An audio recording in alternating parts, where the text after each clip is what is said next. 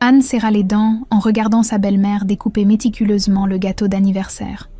Marguerite Leroux, 58 ans, avait cette façon particulière de transformer chaque geste en performance théâtrale. Ses cheveux gris impeccablement coiffés et son tailleur Chanel ne trompaient personne sur son véritable caractère. Alors Anne, toujours à jouer les petites entrepreneurs sur ton ordinateur, lança Marguerite avec un sourire venimeux. Le restaurant. Le grand siècle bruissait de conversations feutrées. Anne sentit tous les regards de la famille se tourner vers elle. Son mari Thomas, déjà à son 3e verre de vin, évitait soigneusement son regard. « Je travaille comme graphiste freelance, Marguerite. Mes clients sont satisfaits. » « Graphiste ?» Marguerite prononça le mot comme s'il s'agissait d'une maladie contagieuse. « À ton âge, tu devrais penser à des choses plus sérieuses. Des enfants, par exemple. » Anne sentit son ventre se contracter douloureusement. La fausse couche d'il y a 2 mois lui revenait en pleine figure. Elle n'en avait parlé à personne, même pas à Thomas qui était en déplacement ce jour-là. « Les enfants viendront quand ce sera le bon moment, » murmura-t-elle. « Le bon moment ?» Marguerite éclata d'un rire cristallin et cruel. « Tu as 29 ans, ma chérie. Arrête de jouer à la businesswoman et occupe-toi de ton foyer. Thomas mérite mieux qu'une épouse qui passe ses journées devant un écran. » Les joues d'Anne s'empourprèrent. Autour de la table, oncles, tantes et cousins observèrent le spectacle avec un mélange de gêne et de curiosité malsaine.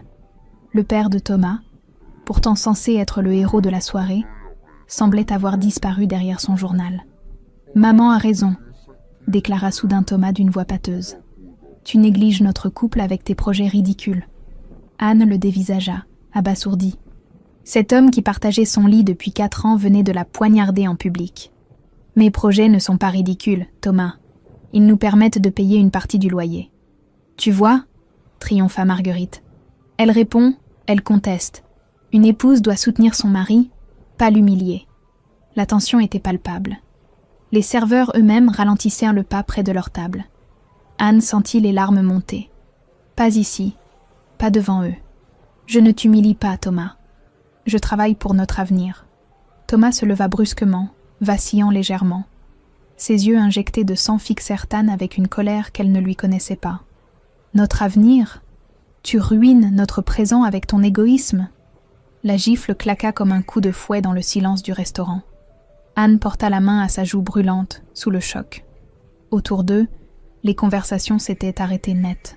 « Comment osez-vous gifler ma nouvelle directrice artistique ?» La voix grave et ferme fit sursauter toute la table.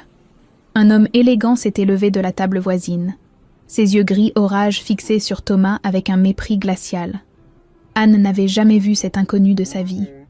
Anne fixait l'inconnu avec des yeux écarquillés. Grand, la quarantaine élégante, costume sombre impeccable. Il dégageait une autorité naturelle qui faisait pâlir Thomas.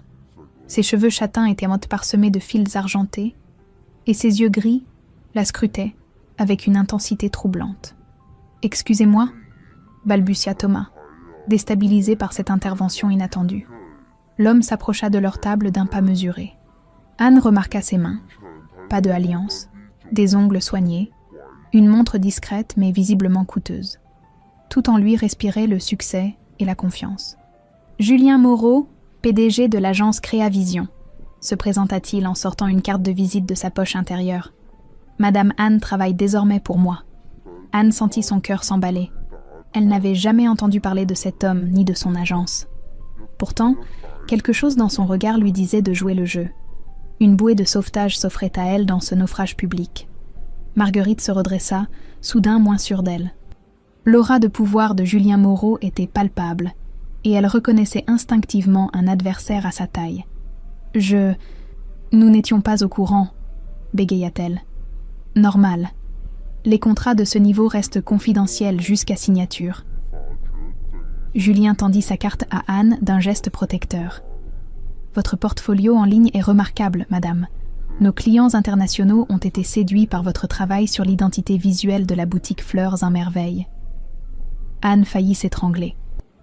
Ce projet, elle l'avait effectivement réalisé 6 mois plus tôt pour une petite fleuriste du quartier. Comment cet homme pouvait-il le connaître ? Thomas, le visage cramoisé, tentait de reprendre contenance. L'alcool et l'humiliation formaient un cocktail explosif. « Ma femme ne travaillera pour personne sans mon accord. Le sourire de Julien se durcit imperceptiblement. Dans ce micro-changement d'expression, Anne entrevit quelque chose de dangereux, une colère froide soigneusement maîtrisée. Votre femme est une adulte libre de ses choix professionnels, et si vous la touchez encore, vous aurez affaire à mes avocats. Le silence qui s'abattit sur la table était assourdissant. Les autres clients du restaurant observèrent la scène avec fascination.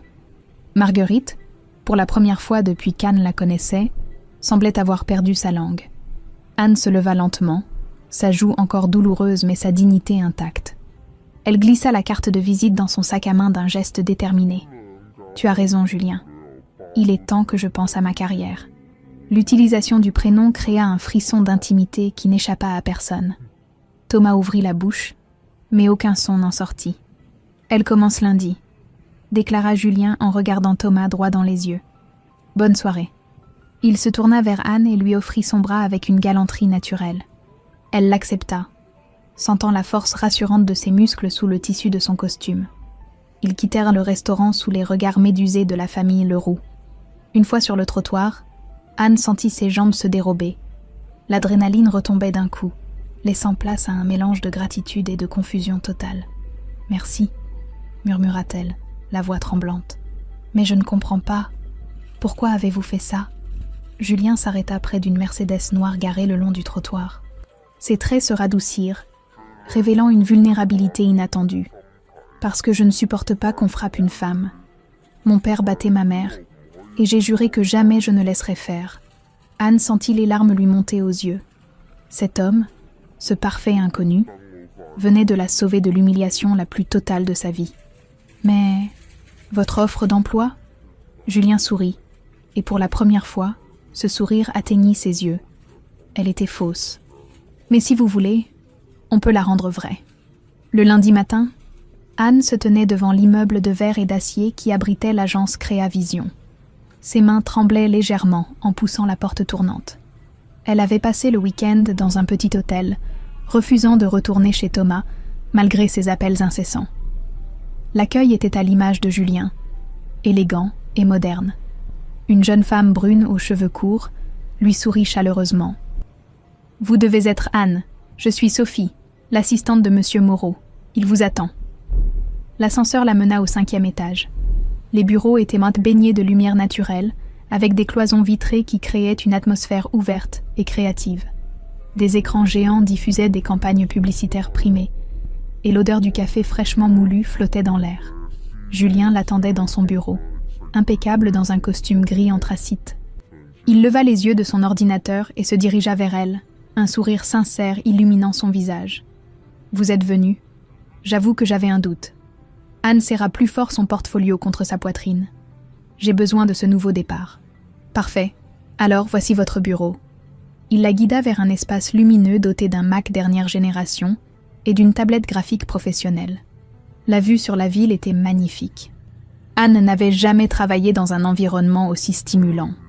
Le salaire est de 4 000 € net par mois, plus les primes sur projet, annonça Julien, comme s'il parlait de la météo. Anne faillit s'étouffer. Elle gagnait péniblement 1 200 € avec ses missions freelance. C'est énorme. C'est votre valeur.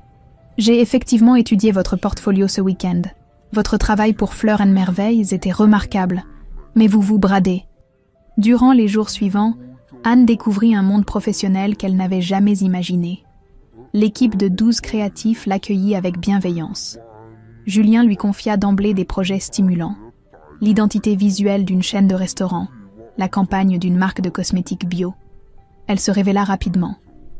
Ses créations étaient fraîches, innovantes, et les clients étaient conquis. Pour la première fois de sa vie, Anne sentait son talent reconnu et valorisé. Julien et elle développèrent une complicité professionnelle intense. Il avait l'œil pour déceler le potentiel d'une idée et savait la guider sans jamais l'étouffer. Leurs réunions créatives duraient parfois jusqu'à tard le soir, alimentées par des cafés et une passion commune pour l'excellence. Un jeudi soir, alors qu'il finalisait la présentation pour un client majeur, Julien lui confia une partie de son histoire. « J'ai créé cette agence il y a 3 ans, après mon divorce.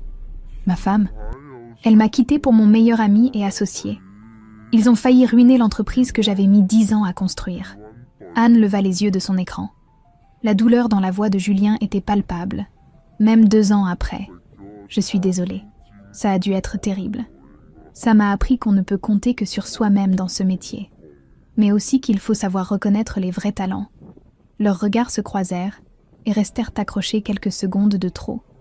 Anne sentit son cœur s'accélérer. Il y avait quelque chose entre eux, une tension douce et électrique qu'elle n'osait nommer. Son téléphone vibra, brisant le charme. Un énième message de Thomas. « Reviens, on peut arranger les choses. » Maman regrette. Anne éteignit son portable d'un geste sec. Cette villa était derrière elle. Dans son nouvel appartement qu'elle venait de louer, elle se sentait enfin libre. Libre de créer, de rêver, de devenir la femme qu'elle avait toujours voulu être. Le vendredi, leur campagne remporta un succès retentissant. Le client signa un contrat de 3 ans. L'équipe déboucha le champagne pour célébrer, et Anne se surprit à rire aux éclats pour la première fois depuis des mois. Julien s'approcha d'elle alors que les autres partaient. « Vous avez changé, Anne. Vous rayonnez. » Elle sourit, ses joues légèrement rosies par l'alcool et le bonheur. « J'ai l'impression de me découvrir. » Mais cette renaissance naissante allait bientôt être mise à l'épreuve. Thomas ne comptait pas la laisser partir si facilement. Le mardi suivant, Anne sortait de l'immeuble de Créavision quand elle aperçut Thomas adossé contre sa voiture. Il avait maigri, ses traits étaient tirés et ses vêtements froissés trahissaient des nuits blanches. En le voyant, son estomac se noua d'appréhension. « Anne, enfin, ça fait 1 semaine que j'essaie de te joindre. » Elle serra son sac contre elle et continua à marcher, évitant son regard. « J'ai changé de numéro. » Thomas la suivit, ses pas résonnant sur le trottoir. « Tu ne peux pas me faire ça. 4 ans de mariage, ça compte pour rien. Tu m'as giflé devant ta famille, Thomas, devant tout le monde. » Il l'attrapa par le bras, ses doigts s'enfonçant dans sa chair. Anne sentit une bouffée de panique l'envahir. Cette pression, cette colère dans ses yeux, elle ne reconnaissait plus l'homme qu'elle avait épousé. « Lâche-moi. Pas avant qu'on ait parlé.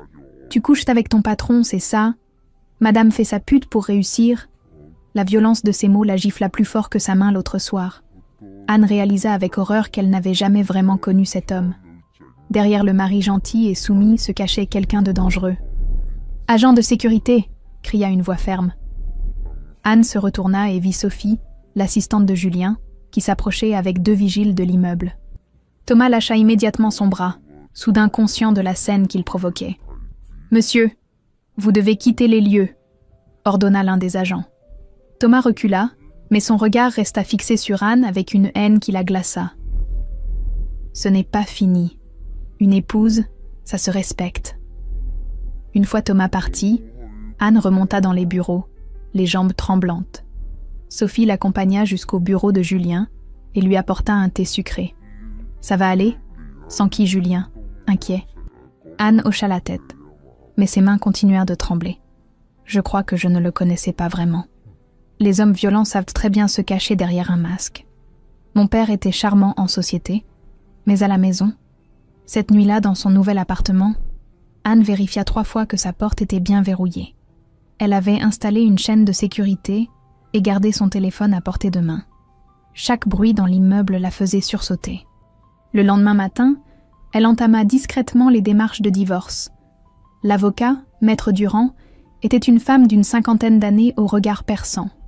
Avec ces témoins de l'agression publique, nous avons un dossier solide, expliqua-t-elle. Mais préparez-vous. Les hommes comme votre mari n'abandonnent jamais facilement.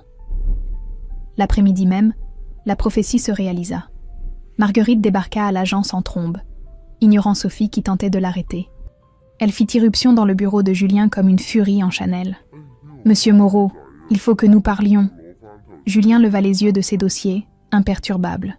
« Je ne crois pas que nous ayons rendez-vous, madame. Vous détruisez un mariage. Anne est une jeune femme influençable.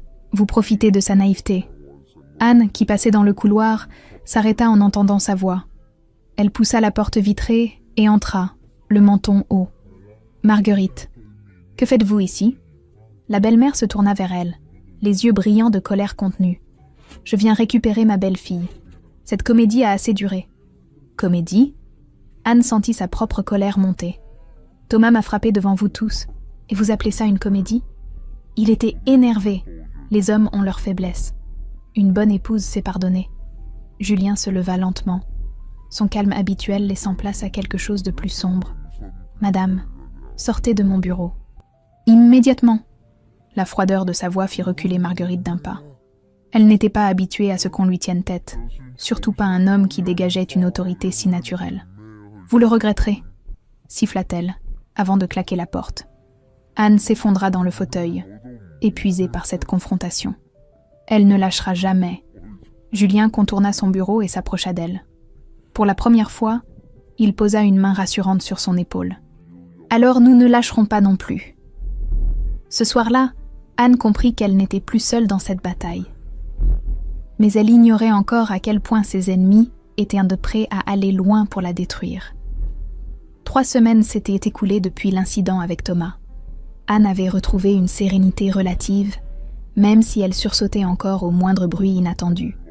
Ce jeudi soir, elle et Julien travaillaient sur la campagne d'une marque de luxe suisse, un contrat colossal qui pouvait propulser l'agence au niveau européen.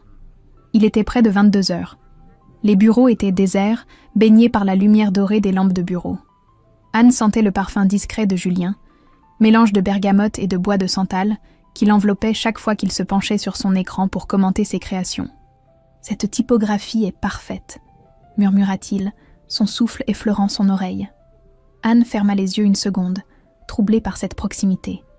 Depuis des semaines, l'attirance entre eux grandissait, faite de regards prolongés, de frôlements involontaires, de silences électriques.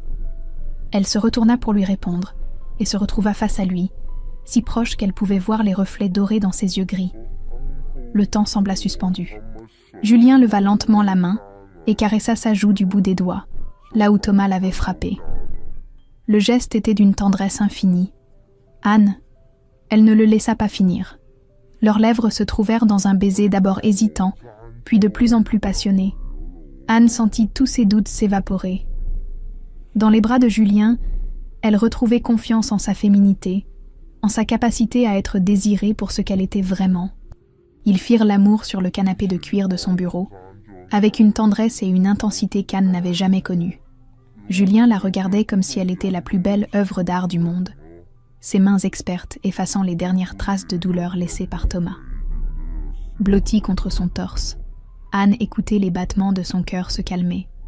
Pour la première fois depuis des mois, elle se sentait entière, désirée, vivante.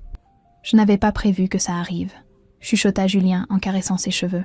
« Moi non plus. Mais je ne regrette rien. » Le lendemain matin, Anne arriva au bureau avec un sourire radieux. Elle avait l'impression de flotter sur un nuage. Julien était déjà installé à son poste, impeccable dans son costume bleu marine. Leurs regards se croisèrent à travers la cloison vitrée, et il lui adressa un sourire complice qui la fit rougir. Mais au fil des heures, Anne remarqua un changement subtil dans l'attitude de Julien. Il évitait de rester seul avec elle. Leurs échanges redevenaient purement professionnels. Quand elle entra dans son bureau en fin d'après-midi, il leva à peine les yeux de ses dossiers. « Julien, est-ce que j'ai fait quelque chose de mal ?» Il posa enfin son regard sur elle, et Anne y lut une détresse qu'elle ne comprenait pas. « Non, Anne, c'est moi qui ai fait une erreur. » Ces mots la transpercèrent comme une lame. « Une erreur ?» Julien se passa la main dans les cheveux, geste qu'elle avait appris à reconnaître quand il était nerveux. « J'aurais dû garder mes distances. C'était inapproprié. » Inapproprié ? Anne sentit sa gorge se serrer. Ce qui s'est passé entre nous était sincère, Julien. Je l'ai senti. Il se leva et se dirigea vers la fenêtre, lui tournant le dos. Claire aussi me disait qu'elle était sincère. Jusqu'au jour où j'ai découvert qu'elle couchait avec mon associé depuis des mois. La vérité frappa Anne comme une gifle. Vous me comparez à votre ex-femme ? Non. Enfin, je ne sais plus. Il se retourna, et elle vit dans ses yeux un mélange de désir et de terreur. J'ai cru mourir quand Claire m'a trahi. Elle connaissait tous mes secrets, toutes mes faiblesses. Elle a failli détruire tout ce que j'avais construit. Anne comprit soudain l'ampleur des blessures de Julien. Cet homme fort et sûr de lui était en réalité un écorché vif, terrorisé à l'idée de souffrir à nouveau. « Je ne suis pas Claire », dit-elle doucement. « Je sais, Mais j'ai peur, Anne. Peur de ce que je ressens pour vous. Peur de refaire les mêmes erreurs. Le silence s'installa entre eux, lourd de non-dits et de souffrance. Anne sentit son cœur se briser. Elle avait cru trouver l'amour vrai, et voici qu'il lui échappait à cause des fantômes du passé. « Très bien, » murmura-t-elle en redressant les épaules. « Si c'est ce que vous voulez, nous resterons professionnels. » Elle sortit du bureau la tête haute, mais une fois dans l'ascenseur, les larmes coulèrent librement sur ses joues. Une fois de plus, elle se retrouvait seule, rejetée par un homme qu'elle aimait. Cette nuit-là, dans son appartement silencieux, Anne pleura toutes les larmes de son corps. Mais au matin, une détermination nouvelle l'habitait. Elle ne laisserait plus jamais un homme décider de sa valeur. Un mois s'était écoulé depuis cette nuit avec Julien. Anne avait canalisé sa douleur dans son travail, produisant des créations d'une qualité exceptionnelle. Entre eux régnait désormais une politesse glaciale qui faisait souffrir l'équipe entière. Leurs regards ne se croisaient tout plus. Leurs échanges se limitaient au strict nécessaire. Ce mardi matin, Anne recevait la visite de Maître Durand dans un café près du tribunal. L'avocate posa les documents sur la table avec une mine sombre. Thomas a engagé Maître Roussel. C'est un requin, Anne. Il attaque votre procédure pour abandon du domicile conjugal et réclame une pension alimentaire de 2 000 € par mois. Anne faillit s'étrangler avec son café. Une pension ? Mais c'est moi qui subviens à mes besoins. Il prétend que votre nouveau salaire lui donne droit à compensation. Plus grave encore, il insinue une relation adultère avec votre employeur pour obtenir ce poste. Le sang d'Anne ne fit qu'un tour. Thomas s'attaquait maintenant à sa réputation professionnelle, tentant de salir son travail et celui de Julien. Cette même semaine, les rumeurs commencèrent à circuler. D'anciens amis évitaient Anne dans la rue, des connaissances chuchotaient sur son passage. Thomas avait méthodiquement contacté leur ancien cercle social, distillant son poison avec une habileté redoutable. Elle a quitté son foyer pour coucher avec son patron, racontait-il dans les dîners. 4 ans de mariage jetés aux ordures pour de l'argent et du sexe. Marguerite, de son côté, avait lancé sa propre offensive.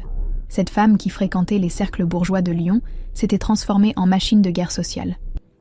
Elle organisait des thés où elle distillait sa version des faits avec un art consommé de la manipulation. « Cette petite m'a toujours inquiétée », confiait-elle à ses amis en sirotant son Earl Grey. Ambitieuse, calculatrice. Mon pauvre Thomas était aveuglé par ses charmes. Le coup de grâce vint le jeudi suivant. Marguerite avait personnellement contacté 3 clients majeurs de Créavision, leur glissant des doutes venimeux sur la moralité de l'équipe dirigeante. Elle insinuait qu'une agence dirigée par des gens peu recommandables n'était pas digne de représenter des marques de prestige. Mais l'effet escompté ne se produisit pas. Les clients, au contraire, furent révoltés par cette tentative de manipulation grossière. Le directeur marketing de la marque de cosmétiques bio convoqua même Anne pour lui exprimer son soutien. « Madame, votre travail parle pour vous. Ces ragots ne nous intéressent pas. Au contraire, nous doublons notre budget publicitaire avec votre agence. » La marque de luxe suisse suivit, offrant à Créavision un contrat exclusif de 3 ans. Les tentatives de sabotage de Marguerite se retournaient spectaculairement contre elle, révélant au grand jour sa vraie nature. Anne découvrait une force qu'elle ne se connaissait pas. Chaque attaque la rendait plus déterminée, plus professionnelle. Elle travaillait avec une énergie décuplée, créant des campagnes qui faisaient sensation dans le milieu. Un soir, en sortant du bureau, elle croisa Julien dans le parking souterrain. Il semblait fatigué, ses traits tirés trahissant le poids de ces dernières semaines. « Anne, je voulais vous dire, pour les rumeurs, pour tout ça, je suis désolée. » Elle s'arrêta près de sa voiture, le regardant avec cette assurance nouvelle qu'elle avait développée. « Vous n'avez pas à vous excuser, Julien. Nous n'avons rien fait de mal.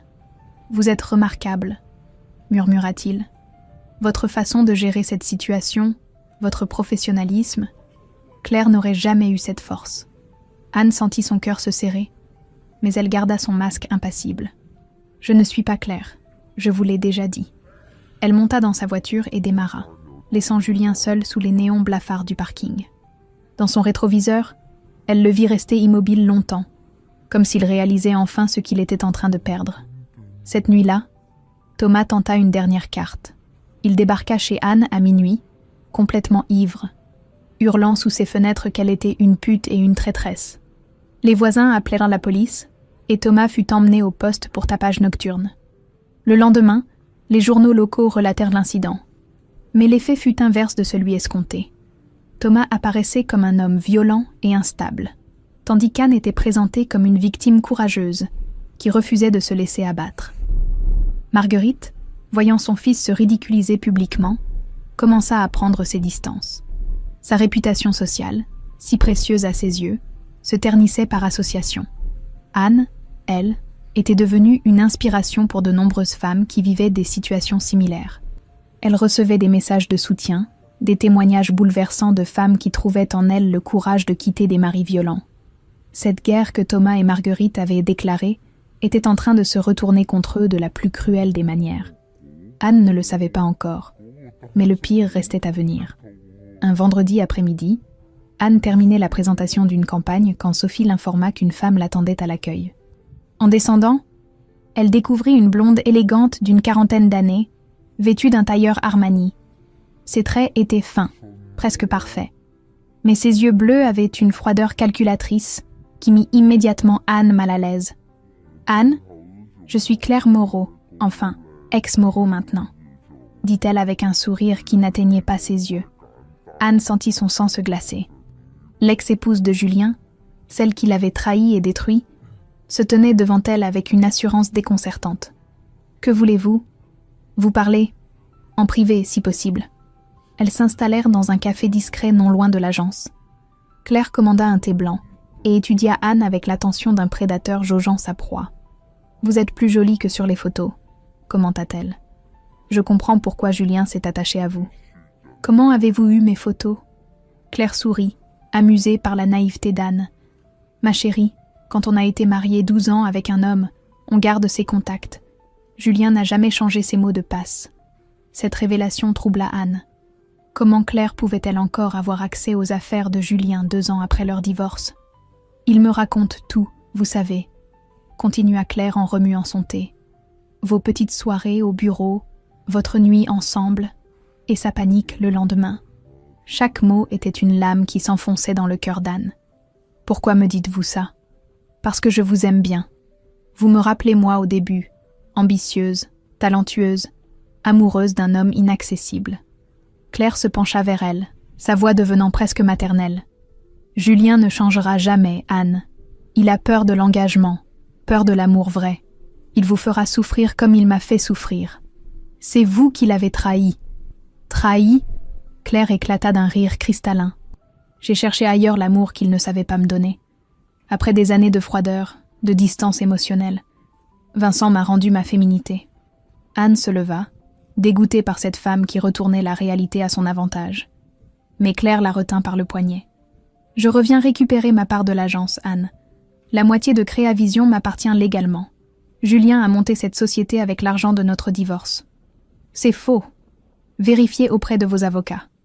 Et quand l'agence sera à moi, devinez qui sera viré en premier ? » Cette nuit-là, Anne ne dormit pas. Les paroles de Claire tournaient en boucle dans sa tête. Elle avait appelé Maître Durand, qui avait promis de vérifier la situation juridique de l'agence. Le lundi suivant, la vérité éclata.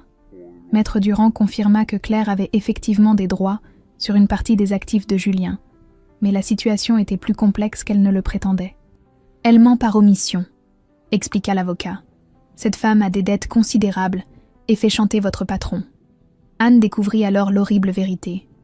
Claire avait contacté Thomas 3 mois plus tôt. Ensemble, ils avaient monté un plan machiavélique. Claire récupérerait l'agence, tandis que Thomas récupérerait Anne, remise au pas. Les preuves s'accumulaient. Des photos montraient Claire et Thomas déjeunant ensemble. Des relevés téléphoniques révélaient des dizaines d'appels entre eux. Thomas finançait même l'avocat de Claire avec l'argent que Marguerite lui donnait en secret.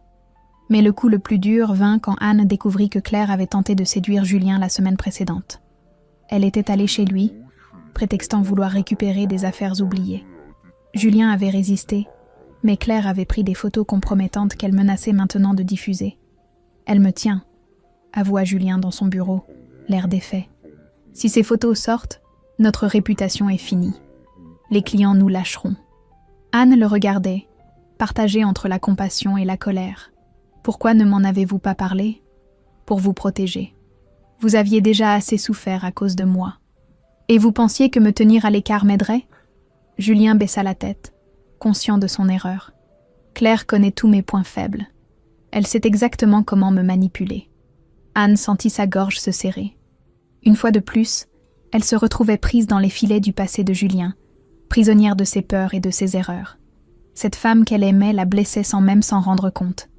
Je ne peux plus continuer comme ça, Julien. Cette nuit-là, Anne pleura toutes les larmes de son corps. Elle avait l'impression d'être un pion dans un jeu cruel orchestré par des gens qui se moquèrent de ses sentiments. Mais au petit matin, une rage froide avait remplacé sa tristesse. Claire et Thomas voulaient mener la guerre? Ils allèrent la voir. Anne passa le week-end enfermée dans son appartement, son ordinateur portable ouvert devant elle. Mais elle ne créait pas de visuel cette fois. Elle menait sa propre enquête, méthodique et implacable. Si Claire et Thomas pensaient pouvoir la détruire, ils allaient découvrir de quel bois elle se chauffait. Sa première piste fut le détective privé recommandé par Maître Durand. Laurent Mercier, ancien policier reconverti, avait une réputation solide dans les affaires de chantage et de divorce conflictuels. « Donnez-moi une semaine », promit-il après avoir étudié le dossier. Ces gens-là laissent toujours des traces. En parallèle, Anne fouilla dans les réseaux sociaux de Claire. Cette femme vaniteuse ne pouvait s'empêcher de s'afficher, même quand elle tramait ses coups bas. Anne découvrit des photos de Claire dans des restaurants de luxe, portant des bijoux hors de prix, alors qu'elle prétendait être ruinée. Mais le plus révélateur fut un selfie posté la semaine précédente. En arrière-plan, on apercevait Thomas dans un bar chic de Lyon. La légende disait « retrouvailles avec un vieil ami ». Mensonge évident, ils ne s'étaient rencontrés que récemment selon leur version officielle. Le mercredi suivant, Laurent Mercier rappela Anne. Sa voix contenait une satisfaction mal dissimulée. Jackpot. Claire Moreau a détourné 60 000 € de l'association caritative qu'elle présidait. L'argent a servi à financer ses shoppings et ses voyages. Le conseil d'administration va porter plainte dès demain.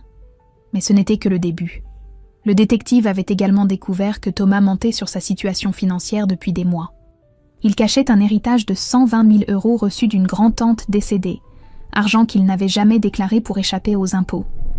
Et ce n'est pas tout, continua Mercier. Votre ex-mari a un casier judiciaire. Condamnation pour violence conjugale sur sa précédente petite amie, il y a 6 ans. L'affaire a été étouffée par sa mère.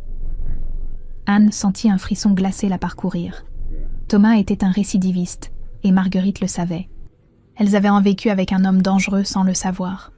Le vendredi matin, Anne organisa une conférence de presse dans les locaux de Créavision. Elle avait invité la presse locale, les blogueurs influents du milieu artistique, et surtout les clients majeurs de l'agence. Julien la regardait avec admiration et inquiétude, ne sachant pas ce qu'elle préparait. « Mesdames et messieurs, » commença Anne d'une voix posée, « je dois vous informer des tentatives de chantage et de diffamation dont notre agence fait l'objet. » Elle présenta méthodiquement toutes ses preuves, les relevés bancaires de Claire, les photos compromettantes, les connexions avec Thomas, les mensonges sur sa situation financière. Chaque révélation tombait comme un coup de massue. Claire Moreau et Thomas Leroux ont orchestré une campagne de destruction basée sur le mensonge et la manipulation. Voici les preuves de leurs actes illégaux. L'assistance était captivée. Les journalistes prenaient frénétiquement des notes, les clients hochèrent la tête avec indignation. Anne avait transformé sa défense en attaque, retournant complètement la situation. Le coup de grâce vint quand elle révéla l'existence du casier judiciaire de Thomas. Cet homme qui prétend défendre l'honneur familial est en réalité un délinquant multirécidiviste, protégé jusqu'ici par l'argent de sa mère. Les photos de Claire et Thomas ensemble s'affichèrent sur grand écran, leurs mensonges étalés au grand jour. Anne avait minutieusement documenté chaque aspect de leur complot. « Je porte plainte aujourd'hui même contre Claire Moreau pour chantage et extorsion et contre Thomas Leroux pour harcèlement et faux témoignages. » L'effet fut immédiat et dévastateur. Les médias s'emparèrent de l'affaire, transformant Claire et Thomas en symboles de la manipulation et de la lâcheté. Les réseaux sociaux s'enflammèrent, soutenant massivement Anne. Claire fut arrêtée le soir même à son domicile. Les preuves contre elle étaient accablantes, et l'association caritative porta plainte pour détournement de fonds. Son avocat lui conseilla de négocier un plaidé coupable. Thomas, lui, perdit son emploi dès le lundi suivant. Son employeur ne pouvait pas garder un homme au casier judiciaire dans ses équipes. Il fit face également à un contrôle fiscal qui révéla ses dissimulations. Marguerite, voyant son fils et sa stratégie s'effondrer publiquement, le renia complètement. Elle déclara à qui voulait l'entendre qu'elle n'avait jamais approuvé ses méthodes et qu'elle regrettait profondément cette situation. Julien regardait Anne avec des yeux nouveaux. Cette femme qu'il avait crue fragile venait de mener une contre-attaque d'une intelligence et d'une efficacité redoutables. « Comment avez-vous fait ?» lui demanda-t-il après la conférence. Anne le regarda avec cette assurance qu'elle avait développée au fil des épreuves. « J'ai appris que dans la guerre, il faut frapper fort et viser juste. Ils voulaient me détruire avec des mensonges. Je les ai détruits avec la vérité. » Cette nuit-là, pour la première fois depuis des mois, Anne dormit paisiblement. Justice était rendue, et elle avait prouvé qu'elle ne se laisserait plus jamais piétiner par personne. 18 mois plus tard, Anne se tenait devant le miroir de sa suite au Ritz, ajustant sa robe de soie émeraude.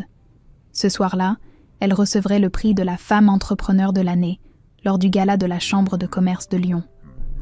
Son parcours était devenu un symbole d'inspiration pour des milliers de femmes. Créavision avait connu une croissance fulgurante sous sa direction.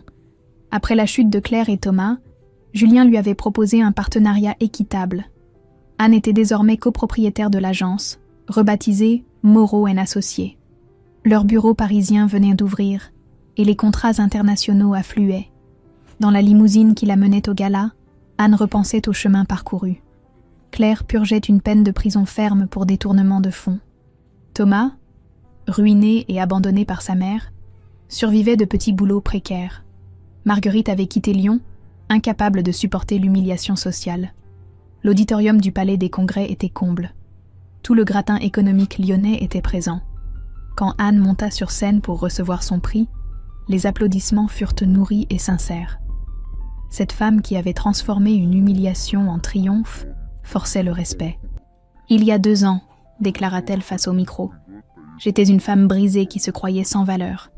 Aujourd'hui, je dirige une entreprise florissante, mais surtout, j'ai découvert ma vraie force, celle de ne plus jamais laisser quiconque décider de ma valeur. » Dans la salle, Julien l'observait avec une admiration sans borne. Ces longs mois de collaboration avaient effacé ses anciennes peurs. Il avait compris qu'Anne n'était pas claire, qu'elle était une femme d'exception capable de transformer les épreuves en victoire. Après la cérémonie, Anne retrouva Julien sur la terrasse panoramique de l'hôtel. La ville scintillait en contrebas, magnifique et apaisée. Ils étaient redevenus complices, mais cette fois, sans les fantômes du passé. « Vous étiez éblouissante ce soir », murmura Julien en s'approchant d'elle. « Merci, pour tout. Sans vous, rien de tout cela n'aurait été possible. Détrompez-vous, cette force, ce courage, cette intelligence, tout ça vient de vous. » Ils se regardèrent en silence, conscients que quelque chose d'essentiel avait changé entre eux. Julien avait appris à faire confiance. Anne avait appris à s'aimer. « J'ai une proposition à vous faire, » dit-il soudain. Anne sourit, amusée. « Encore une ? Vous m'avez déjà rendu copropriétaire. Celle-ci est plus personnelle. » Il sortit un écrin de sa poche, ses mains tremblant légèrement. « Anne, voulez-vous m'épouser ?» Le diamant étincelait sous les lumières de la ville. Anne sentit son cœur s'emballer, mais cette fois, c'était de joie pure, sans peur ni doute. « Oui », chuchota-t-elle, les larmes aux yeux. « Oui, 1000 fois oui. » Leur baiser fut doux et passionné, scellant leur amour enfin libéré des blessures du passé. 6 mois plus tard, ils se mariaient dans l'intimité, entourés de leurs vrais amis et de l'équipe de l'agence devenue leur famille. Anne portait une robe simple mais élégante, et son sourire illuminait l'assemblée. 1 an après leur mariage, ils inauguraient leur fondation Nouveau Départ, qui aidait les femmes victimes de violences conjugales à reconstruire leur vie professionnelle. Anne y consacrait une partie de son temps, offrant formation et soutien psychologique. Par un matin d'automne, alors qu'elle sortait de la boulangerie près de chez elle, Anne croisa Thomas. Il avait vieilli, amaigri, et ses vêtements trahissaient de sa déchéance sociale. Il s'arrêta devant elle, l'air hagard. « Anne, je... » Elle le regarda avec une sérénité parfaite, sans haine ni pitié, juste de l'indifférence paisible envers un étranger qui n'avait plus aucun pouvoir sur elle. « Au revoir, Thomas. » Elle continua son chemin sans se retourner, laissant derrière elle un homme détruit par ses propres choix. Ce soir-là, dans leur appartement parisien, Anne et Julien finalisaient les plans de leur nouvelle agence londonienne. Sur le bureau trônait une photo de leur mariage, à côté du prix qu'Anne avait reçu. « Aucun regret ?» demanda Julien en la prenant dans ses bras. Anne sourit, ses yeux brillants de cette confiance qu'elle avait conquise au prix de tant d'épreuves. « Aucun. Chaque cicatrice m'a mené vers toi, vers nous, vers cette vie. Je ne changerai rien. » Dehors, Paris scintillait de mille feux. Anne avait gagné bien plus qu'une vengeance. Elle avait reconquis sa vie, trouvé l'amour vrai, et prouvé que de la douleur pouvait naître la plus belle des renaissances. Épilogue 5 ans plus tard. Anne observait la Tamise depuis la baie vitrée de son bureau londonien. L'agence Moreau & Associés comptait désormais des filiales dans 8 pays européens. Sur son bureau, une lettre manuscrite d'une jeune femme aidée par sa fondation. « Grâce à vous, j'ai retrouvé ma dignité et ma liberté. » Julien entra avec 2 cafés et ce sourire complice qu'elle adorait. « Notre petite Emma vient d'envoyer son premier dessin de l'école maternelle, » dit-il en montrant son téléphone. Anne sourit tendrement. Leur fille de 3 ans avait hérité de son talent artistique et de la douceur de son père. Sur le dessin maladroit, on distinguait 3 silhouettes sous un soleil jaune. Papa, maman et moi. « Et Thomas ?» demanda Julien, en voyant le Figaro ouvert sur le bureau. Condamné à 2 ans ferme pour escroquerie fiscale. Marguerite refuse toujours de le recevoir en prison. Anne referma le journal sans la moindre émotion. Ces gens appartenaient à une autre existence, celle d'une femme qu'elle avait été, mais qu'elle n'était plus. Julien la prit dans ses bras, respirant le parfum jasmin de ses cheveux. « Aucun regret ?» murmura-t-il contre son oreille. Anne ferma les yeux, savourant cette question devenue leur rituel du soir. « Aucun. Que de la gratitude pour le chemin parcouru. » Dehors, Londres s'illuminait doucement. Dans quelques heures, ils retrouveraient Emma et passeraient la soirée en famille. Anne avait tout ce dont elle avait toujours rêvé, sans jamais oser l'espérer. La petite fille humiliée dans un restaurant de Lyon était devenue une femme accomplie, aimée et respectée. C'était sa plus belle victoire.